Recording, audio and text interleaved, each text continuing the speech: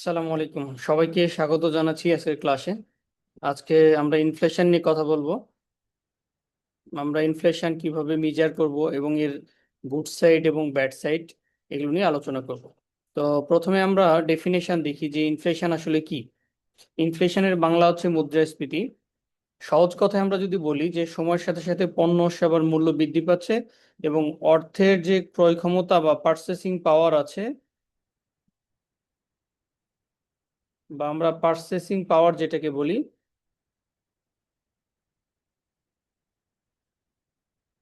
Purchasing পাওয়ার এটা হচ্ছে কমে যাচ্ছে, তাহলে সেটাকে আমরা ইনফ্লেশন বা মুদ্রাস্ফীতি বলছি। ওকে, আমি আবারও বলছি যে খুব সহজে আমরা যদি বলি যে সময়ের সাথে সাথে পণ্য ও সেবার মূল্য বৃদ্ধি পাচ্ছে, আমাদের কমোডিটির দাম হচ্ছে বেড়ে যাচ্ছে এবং আমাদের ক্রয় ক্ষমতা যেটা সেটা হচ্ছে কমে যাচ্ছে। Okay, তাহলে এখানে আমরা একটা ইনভার্স বা বিপরীত সম্পর্ক দেখতে পাচ্ছি।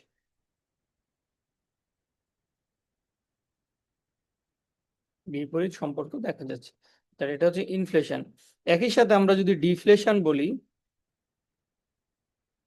এটাকে উল্টায় দেন যে দ্রব্যের দাম হচ্ছে কমে যাচ্ছে এবং ক্রয় ক্ষমতা কি হচ্ছে, বৃদ্ধি পাচ্ছে, তাই না? তো সেটাকে আমরা ইনফ্লেশন না বলে আমরা কি বলবো, ডিফ্লেশন। আচ্ছা, তাহলে আমরা এই যে সংজ্ঞা দেখে ফেললাম যে মুদ্রাস্ফীতি কাকে বলে। আমাদের পকেটে অনেক টাকা, কিন্তু এই অনেক টাকা দিয়ে আমরা কম পরিমাণ দ্রব্য পাচ্ছি। চলেন একটা উদাহরণ দিয়ে যদি আমরা দেখি।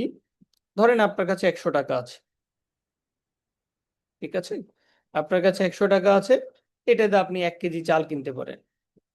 1 বছর পরে যদি এই ইনফ্লেশনের কারণে বা মুদ্রাস্ফীতির কারণে এই চাল হচ্ছে 110 টাকা হয়, তাহলে আপনাকে 1 কেজি চাল কিনতে হলে 10 টাকা বেশি খরচ করতে হচ্ছে, অথবা আগের সেই 100 টাকা দিয়ে আপনি 1 কেজি চাল পাচ্ছেন না, কিছু কম পাবেন। তার মানে যেটা বললাম, আমাদের পার্চেসিং পাওয়ার বা ক্রয় ক্ষমতা সেটা হচ্ছে কমে গেছে। ঠিক আছে, তাহলে আগে হচ্ছে ধরেন আমরা 2025 সালে আমরা বললাম 1 কেজি চালের দাম হচ্ছে 100 টাকা ছিল। এখন আপনি 2026 সালে এসে দেখতেছেন এইটা হয়ে গেছে 110 টাকা কেজি। তাহলে আপনার এই যে 10 টাকা বেড়ে গেল, এটাকে আমরা বলতেছি ইনফ্লেশন। তাহলে আমাদের 1 কেজি চাল থেকে আমরা একটু কম পাচ্ছি, ধরেন যে সাপোজ 900 গ্রাম পাচ্ছি, অথবা হচ্ছে আমাদের দেখা যাচ্ছে 10 টাকা কি বেশি লাগতেছে। তাহলে আমাদের পার্চেসিং পাওয়ার জিনিসটা কি, সেটা আশা করি বুঝতে পেরেছেন। এখন আমরা দেখবো যে এই মুদ্রাস্ফীতি যে হয়, আসলে মুদ্রাস্ফীতির কারণ কি কি কি কারণে ইনফ্লেশন হয়। ইনফ্লেশনের প্রথম যদি আমরা কারণ বলি, সেটা হচ্ছে ডিমান্ড পুল ইনফ্লেশন। তো দেখেই বোঝা যাচ্ছে ডিমান্ড, তারপরে এটা হচ্ছে পুল, ঠেলে দেওয়া হচ্ছে, তাই না? এটার যদি আমরা একটা প্রথমে চিত্র দেখি,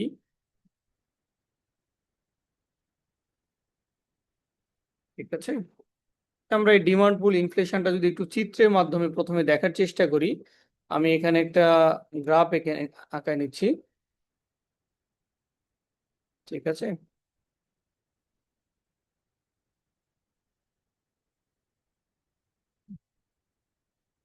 দেন ধরেন আমি এখানে লং রান একটা এগ্রিগেট সাপ্লাই কার্ভ,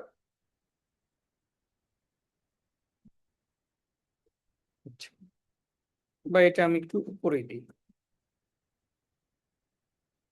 তাহলে এখানটাতে খেয়াল করে দেখেন যে কতগুলো ঘটনা ঘটতেছে। এইটাকে আমরা প্রাইস লেভেল বলতেছি,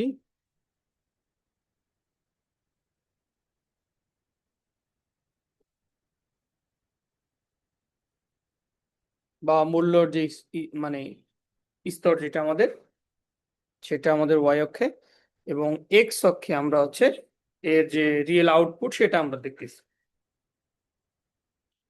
এটাকে আমরা বলতেছি লং রান এগ্রিগেট সাপ্লাই। আর এটা হচ্ছে ধরেন আমাদের শর্ট রান এগ্রিগেট সাপ্লাই। তাহলে এই চিত্রটাতে যদি একটু খেয়াল করে দেখেন,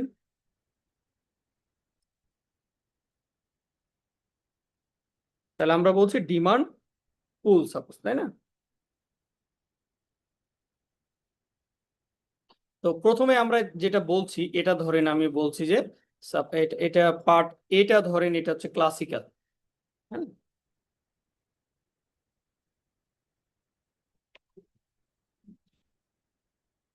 এই পার্টটাকে আমরা বলতেছি ক্লাসিক্যাল। এনশিয়েন্ট একটু পরে আসতেছি। আচ্ছা,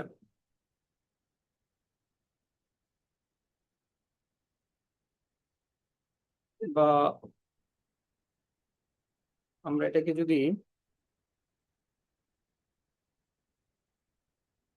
এগ্রিগেট ডিমান্ডের ক্ষেত্রে প্রথমে দেখাই,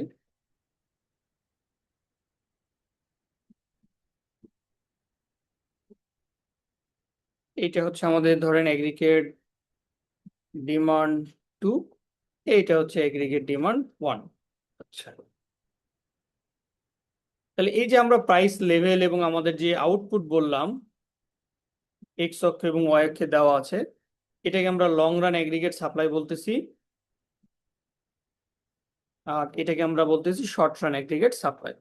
তাহলে এইখানটা থেকে যদি আমরা প্রাইসটা দেখি, দেখেন এই যে এইখানে যে ইন্টারসেকশন হয়েছে, এটা ধরেন P1, আর এইখানে যেটা পাচ্ছেন এটা ধরেন P2। এই যে দেখেন এখানে যে চেঞ্জটা হয়ে গেল, তাই না? আর এইখানে তো আপনি রিভার্সলি একটা করে হচ্ছে মানে আমরা পার্ট পাবো। এই যে এখানে যে পরিবর্তন সেটাকে আমরা বলছি কি ডিমান্ড পুল ইনফ্লেশন, যে বাজারে যদি কোনো পণ্যের উৎপাদন বা যোগান তুলনায় ক্রেতার চাহিদা হচ্ছে বেশি থাকে, ঠিক আছে, সেটাকে আমরা বলতেছি এই ডিমান্ড পুল ইনফ্লেশন। এটা আবার যদি কেইনসিয়ানের ক্ষেত্রে চিন্তা করেন, সেখানে দেখবেন যে এরকম একটা কার্ভ চলে যাবে, যেটাকে আমরা এগ্রিগেট সাপ্লাই বলি। আর অনুরূপ ভাবে হচ্ছে আপনি এগ্রিগেট ডিমান্ড 2 এবং এগ্রিগেট ডিমান্ড 1 পাবেন। হ্যাঁ? তো এইগুলোর জন্য আপনি প্রত্যেকটা করে আলাদা আলাদা দেখবেন যে পয়েন্ট পাবেন। তাহলে এই যে প্রাইসের যে চেঞ্জ গুলো, হ্যাঁ, প্রাইস 1 থেকে যে প্রাইস 2, এই যে পরিবর্তন হচ্ছে, এই পরিবর্তনটা হচ্ছে কি আমাদের ডিমান্ড পুল ইনফ্লেশন। আচ্ছা, তাহলে আশা করি ডিমান্ড পুল ইনফ্লেশনটা বুঝতে পেরেছেন, যে বাজারে যদি কোনো পণ্যের উৎপাদন বা যোগানের তুলনায় ক্রেতার চাহিদা যদি বেশি থাকে, তাহলে সেটাকে আমরা বলতেছি ডিমান্ড পুল, যে মানুষজন বেশি চাচ্ছে। আচ্ছা, তাহলে দেখেন কস্ট পুশ, কি বলে, কস্ট পুশ ইনফ্লেশন যদি আমরা দেখি,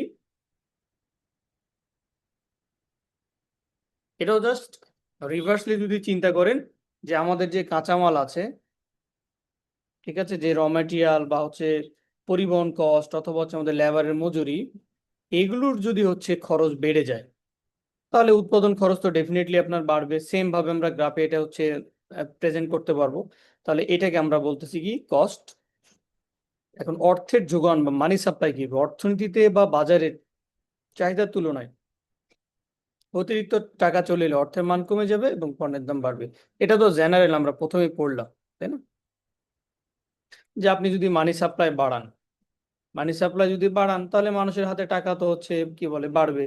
তাহলে এখানে আপনার যে চাহিদার তুলনায় যে অতিরিক্ত টাকা চলে আসছে, এর জন্য অর্থের মান তো কমে যাবে এবং পণ্যের দাম কি হয়ে যাবে, বেড়ে যাবে, মানুষের হাতে অ্যাভেলেবেল টাকা আছে। তাহলে এই হচ্ছে আমাদের মোটা দাগে কারণ। এখন আমরা বিশেষ কিছু কন্ডিশন দেখব, যে ইনফ্লেশন যদি আমরা বুঝতে যাই তাহলে আমাদেরকে স্ট্যাগফ্লেশন বুঝতে হবে, আমাদেরকে ডিফ্লেশন বুঝতে হবে, আমাদেরকে ডিস ইনফ্লেশন বুঝতে হবে, আমাদেরকে শিংফ্লেশন বুঝতে হবে। ঠিক আছে, এই টপিকগুলো আমাদেরকে বোঝা লাগবে। তাহলে আমরা প্রথমে যদি স্ট্যাগফ্লেশনটা বলি, স্ট্যাগফ্লেশন জিনিসটা কি? যখন অর্থনীতিতে একাধিক উচ্চ ইনফ্লেশন থাকতেছে, খুবই হাইলি ইনফ্লেশন থাকতেছে, উৎপাদন একবারে থেমে গেছে, বেকারত্ব বেড়ে গেছে, এই পরিবেশটাকে আমরা বলতেছি স্ট্যাগফ্লেশন। স্ট্যাগফ্লেশন কি জিনিস? যে আমাদের যে ইনফ্লেশন সেটা খুবই হাই বেড়ে গেছে, প্রোডাকশন একেবারে নাই, কিন্তু বেকারত্ব বাড়ছে, এই পরিবেশটাকে আমরা কি বলতেছি স্ট্যাগফ্লেশন। এখন যদি আমরা আসি ডিফ্লেশন জিনিসটা কি? এটা বললাম, প্রথমে বলেছি মুদ্রাস্ফীতির কি বিপরীত, যে বাজারে পণ্য সেবার দাম কমে গেছে। ডিসইনফ্লেশনটা কোনটা দেখেন, এটা একটা ডিফ্লেশন, একটা কিন্তু ডিসইনফ্লেশন। যখন মুদ্রাস্ফীতির হার কমে আসে, যেমন আগে 8% ছিল, এখন 5% হয়ে গেল, তবে দাম এখনো বাড়ছে কিন্তু আগের চেয়ে কি ধীর গতিতে। তাহলে যখন এই সিচুয়েশন, সেটা আমরা ডিসইনফ্লেশন বলবো। আর শ্রিঙ্কফ্লেশনটা কি জিনিস? যে পণ্যের দাম একই রেখে যখন প্যাকেটের আকার বা ওজন কমিয়ে দেওয়া হয়, যেমন 10 টাকার বিস্কুটের প্যাকেটে বিস্কুটের সংখ্যা কমিয়ে দিল। আগে ধরেন 10 টাকার বিস্কিটে সাপোজ 5টা বিস্কিট ছিল, এখন এখানে 4টা করে দিল, তাহলে এটা হচ্ছে শ্রিঙ্কফ্লেশন। এই টপিকসটা খুবই গুরুত্বপূর্ণ, এখান থেকে এমসিকিউ আসার মতো। এই জিনিসটা আপনারা ভালো করে খেয়াল করবেন যে স্ট্যাগফ্লেশন, আমাদের বেকারত্ব বেড়ে গেল, দেন আমাদের প্রোডাকশন একবার স্থির হয়ে গেছে। হাই ইনফ্লেশন মানে নর্মাল ইনফ্লেশনের যে যেটা খুবই বেশি হয়, হ্যাঁ, যেমন এটা আমরা হচ্ছে উদাহরণ নিতে পারি, কয়েকটা দেশে এগুলো হয়েছে, যেমন নাইজেরিয়ার একটা উদাহরণ আছে, নাইজেরিয়াতে স্ট্যাগফ্লেশন হয়েছিল, এরকম আফ্রিকান কিছু কান্ট্রিতে আছে। তো এখন কোশ্চিন হলো, এই যে ইনফ্লেশনটা হচ্ছে, এই ইনফ্লেশনটা আমরা হচ্ছে মাপবো কিভাবে? এটা মাপার জন্য আমাদের যে মেথডটা আছে সেটা হচ্ছে আমাদের সিপিআই বা হচ্ছে কনজিউমার প্রাইস ইন্ডেক্স। তাহলে আমাদের এই মুদ্রাস্ফীতি যদি আমরা মাপতে চাই, তাহলে সেটাকে আমরা সিপিআই বা কনজিউমার প্রাইস ইন্ডেক্সের মাধ্যমে মাপবো। তাহলে এই কনজিউমার প্রাইস ইন্ডেক্সটা কি সেটা আমরা একটু দেখি। যে কনজিউমার প্রাইস ইন্ডেক্সটা হচ্ছে একটা কনজিউমার, আগের দিনে আমরা বলেছিলাম x1, ধরেন P1 plus x2 P2 plus dot dot xn Pn, মানে একটা কমোডিটি একটা প্রাইসে আরেকটা সে কিনছে, এরকম এন কমোডিটি কিনে যে মার্কেট বাস্কেট বা বাজারে ঝুরি সে নিয়েছে, সেটাকে আমরা বলতেছি কি মার্কেট বাস্কেট। এই মার্কেট বাস্কেট সবগুলোকে আমরা যদি যোগ করি, সেটাকেই আমরা বলি কি মার্কেটের ঝুরি। তো এই যে জিনিসগুলো আমরা নিব, এইখান থেকে আমরা বেস ইয়ার এবং কারেন্ট ইয়ারের আগের ক্লাসে বের করেছিলাম নমিনাল নমিনাল জিডিপি বা রিয়েল জিডিপি, এই কনসেপ্টগুলো। তাহলে সেইখান থেকে আমরা যদি আসি, ইনফ্লেশনের রেট যদি আমরা বের করতে চাই, তাহলে সিপিআই 2 বা সিপিআই 1 মাইনাস সিপিআই 0 বলতে পারেন, ডিভাইডেড বাই হচ্ছে সিপিআই 0। এই জিরোটা হচ্ছে কি, এটা হচ্ছে আমাদের বেস ইয়ার বা ভিত্তি বছর, আর ওয়ানটা হচ্ছে কারেন্ট ইয়ার। আর যদি 2 দিয়ে চিন্তা করেন, তাহলে এই ওয়ানটা হচ্ছে আমাদের বেস ইয়ার আর 2টা হচ্ছে আমাদের কারেন্ট ইয়ার। তাহলে এখন আমরা যদি চিন্তা করি 2026 সাল এবং 25 সাল নিয়ে, ঠিক আছে, তাহলে আমরা 2026 সালটাকে ধরে নিচ্ছি কি বর্তমান বা সিপিআই 2, কনজিউমার প্রাইস ইন্ডেক্স 2। আর 2025কে আমরা ধরে নিচ্ছি ধরেন সিপিআই 1। মানে এই ওয়ানটা হচ্ছে আমাদের বেস ইয়ার বা ভিত্তি ইয়ার, যেটা হচ্ছে আমরা 2025 সালকে কাউন্ট করতেছি। আর এই সিপিআই 2টাকে আমরা বলতেছি 2026কে বলতেছি কি কারেন্ট ইয়ার। তাহলে এই 2026-এর সিপিআই থেকে যখন 2025 আমরা বাদ দিয়ে ক্যালকুলেশন করব, তাহলে আমরা হচ্ছে ইনফ্লেশনের রেট পেয়ে যাব। চলেন আমরা একটা উদাহরণ দিয়ে দেখি। তো এই রেটটা দিবে কে? ধরলাম আমাদের রেটটা দিল বাংলাদেশ ব্যুরো অফ স্ট্যাটিস্টিক্স। তো বাংলাদেশ ব্যুরো অফ স্ট্যাটিস্টিক্স আমাদের যে ডেটাটা দিল, আমরা হচ্ছে বাংলাদেশ ব্যুরো থেকে যে ডেটাটা পেলাম, ধরেন 2026-এর ক্যালকুলেশন করে তারা পেয়েছে 150, 2025 সালে পেয়েছে 165। তাহলে দেখেন ইনফ্লেশন রেটটা কি হবে। ইনফ্লেশন এটা আসলে রেট হবে। তাহলে ইনফ্লেশন রেটটা পার্সেন্টে যদি আমরা ক্যালকুলেশন করি, তাহলে এটা হচ্ছে আমাদের ছিল দেখেন সিপিআই 2 165, মানে বেস ইয়ারে, তাই না? বা হ্যাঁ, 2টাকে আমরা আসলে বেস বলি। আর এই যে সিপিআই 1টাকে আমরা বলতেছি কি কারেন্ট। আচ্ছা, তাহলে এই যে সিপিআই 2 থেকে আমরা সিপিআই 1টা যখন বিয়োগ দিব, মানে বেস ইয়ার 1টা যখন বিয়োগ করব, করে এটা আমরা ক্যালকুলেশন করব, তখন আমরা এটা ইনফ্লেশন রেট পাবো। এটা হচ্ছে আমাদের সিপিআই 2, সিপিআই 1, এটা হচ্ছে সিপিআই 1।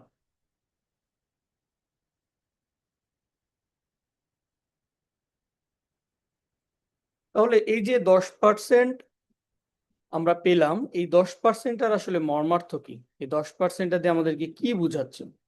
এই 10%টা আমাদেরকে বুঝাচ্ছে যে আগের বছরের তুলনায় আমাদের যে পণ্য বা সেবার দাম সেটা 10% বৃদ্ধি পেয়েছে। 10% বৃদ্ধি পেয়েছে মানে বাজারে ইনফ্লেশন বিরাজমান, আমাদের মুদ্রাস্ফীতি আছে।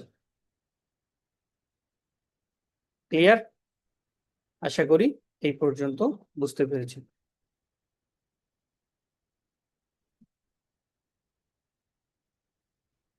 ওকে,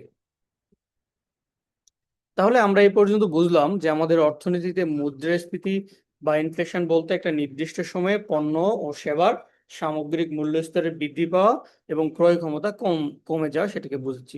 তাহলে আমরা বললাম যে inflation is the sustained increase in the general price level, যেটা বাড়তেছে সেটা হচ্ছে সাস্টেইনড আকারে বাড়তেছে।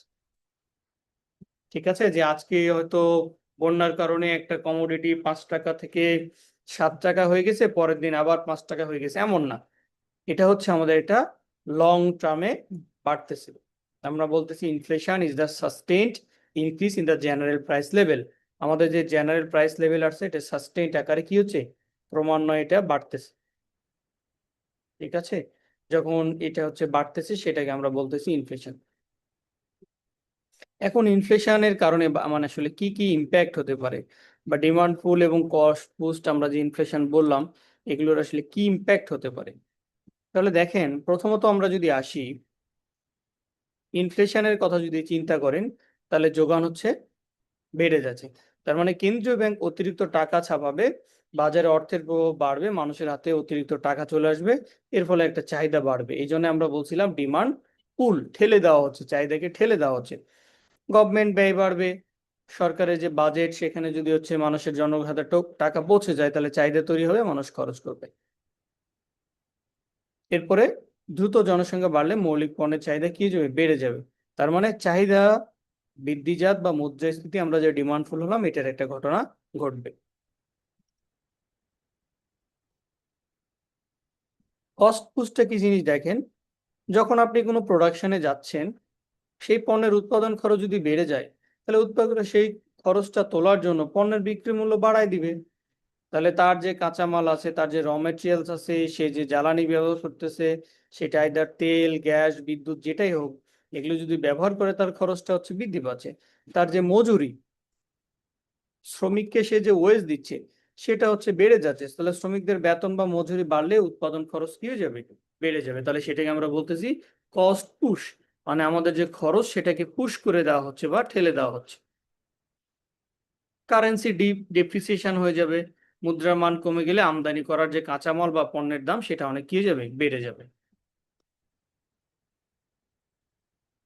এখন আমরা যদি বাংলাদেশের ক্ষেত্রে চিন্তা করি, আমাদের যে কি কি আসলে এখানে সিগনিফিকেন্ট আছে, দেখেন যদি সিন্ডিকেটিং করে অথবা মজুত করে, বাজারে যারা হচ্ছে অসাধু ব্যবসায়ী আছে, তারা সিন্ডিকেট করলো, করে পণ্যের দাম বাড়ালো, অথবা মধ্যস্বত্বভোগী দাপট, কৃষক প্রোডাক্ট তৈরি করতেছে কিন্তু সেটা দেখেন ঢাকাতে গিয়ে পৌঁছাতে একাধিক মিডিয়া লাগতেছে এবং তারা বেশি লাভ করতেছে, এক্ষেত্রে কৃষক কি লস হচ্ছে। চাঁদাবাজি হচ্ছে মহাসড়ক, এগুলোতে চাঁদাবাজির কারণে দেখা যায় যে তাদের খরচের দাম কি বেড়ে যাচ্ছে। তো এই জিনিসগুলো আপনারা একটু যদি দেখে নেন, তাহলে আমরা হচ্ছে আলটিমেটলি যেটা পেলাম যে আমাদের ইনফ্লেশন বা ডিফ্লেশন, সবসময় যে হচ্ছে ইনফ্লেশন খারাপ সেটা না। ইউকে বা এরকম অনেক দেশের এক্সাম্পল আছে যারা ইনফ্লেশনটাকে কাজে লেগে গ্লোবালি তারা অনেক গেইন করেছে। হ্যাঁ, এটা আলাদা একটা ডিবেট, যে ইনফ্লেশন কিন্তু সবসময় যে খারাপ এমনটা না। গ্লোবাল প্রেক্ষাপটে আপনি যদি কমোডিটির দাম বাড়ায় দিয়ে আপনার দেশে দাম বাড়লো, কিন্তু সেটা আপনি বিদেশে যদি আরো দামে মানে বিক্রি করতে পারেন এক্সপোর্ট ইম্পোর্টের ক্ষেত্রে, সেক্ষেত্রে কিন্তু ইনফ্লেশন পজিটিভ হতে পারে। সো ইনফ্লেশন যে সবসময় খারাপ বিষয়টা না। তো এখন আমরা যদি আসি যে এই যে আমাদের ডিফ্লেশন, হ্যাঁ, ডিফ্লেশনের আসলে মূল কি কি ঘটনা ঘটতেছে।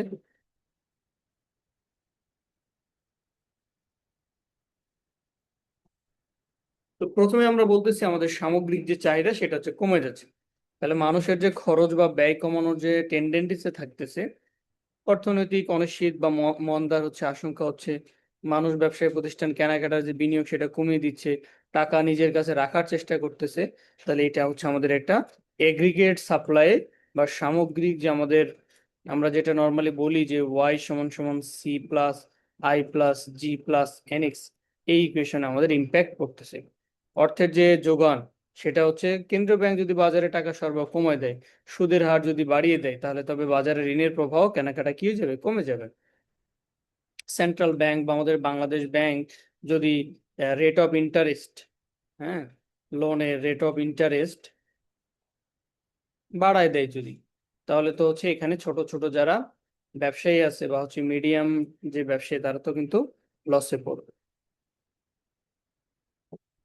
এরপরে সামগ্রিক যোগানের ক্ষেত্রে যদি দেখেন, তাহলে আপনার যখন প্রোডাকশন খরচ বেড়ে যাচ্ছে বা উৎপাদন প্রযুক্তির যদি যখন ব্যাপক অগ্রগতি হচ্ছে, তাহলে প্রযুক্তি উন্নয়নের ফলে অতি অল্প খরচে দেখা যাচ্ছে পণ্য তৈরি করতে পারতেছে, তাহলে বাজারে পণ্যের উপচে পড়া যোগান তৈরি হয়, তখন আবার কি হবে, দাম কমে যেতে পারে।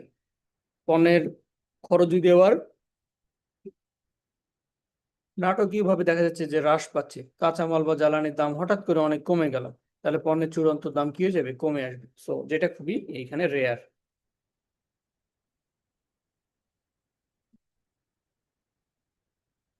এটা খুবই ইম্পর্টেন্ট, ঠিক আছে, যে ডিফ্লেশন এবং ইনফ্লেশনের মধ্যে পার্থক্য, যেটা আপনারা একজন প্রশ্ন করেছিলেন।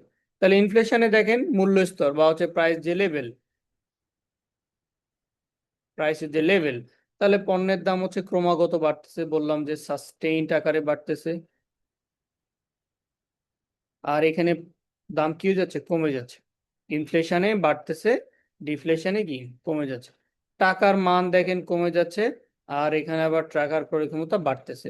চাহিদা বেশি, যোগান কম, এইখানে আবার চাহিদা কম, যোগান বেশি। সুদের হার এখানে বাড়তেছে, এইখানে সুদের হার কি হয়ে যাচ্ছে, কমে যাচ্ছে।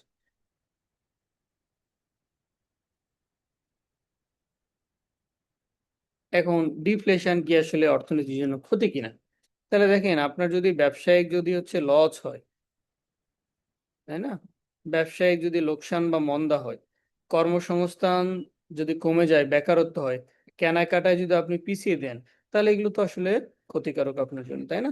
যে এখানে ব্যবসায়িক যখন লোকসান হচ্ছে বা আমাদের মানে কি বলে মন্দা হচ্ছে বা হচ্ছে ডিপ্রেশন হচ্ছে, তখন আমরা কি হচ্ছে যে আমাদের দাম কমে গেলে উৎপাদক ও ব্যবসায়ীর মুনাফা করতে পারতেছে না, লোকসানের প্রতিষ্ঠান কর্মীদেরকে ছাঁটাই করতেছে, বেতন কমায় দিচ্ছে, আগামী মাসে হয়তো আরো কমবে এই আশায় বর্তমান কেনাকাটা মানুষ স্থগিত রাখতে পারে, এতে চাহিদা আরো কমে যাবে এবং মন্দা আরো কি গভীর হবে, যেটাকে আমরা বলি এই যে 1930s যেটা হচ্ছে আমেরিকান গ্রেট ডিপ্রেশন বলে, গ্রেট ডিপ্রেশন।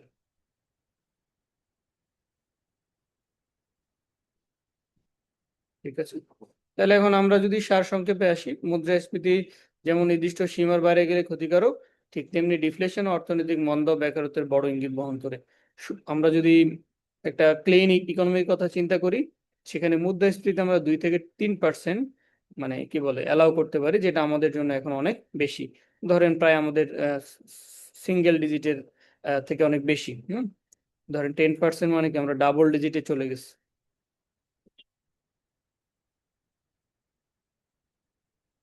তো এই চ্যাপ্টারটা আসলে খুবই হচ্ছে ছোট একটা চ্যাপ্টার ছিল। ইনফ্লেশন এই টপিকসটা হচ্ছে পরীক্ষাগুলো আমরা কি বলে দ্রুত কন্ডাক্ট করবো ইনশাল্লাহ। সে পর্যন্ত আপনারা এই টপিকস গুলো দেখতে থাকেন। Thank you.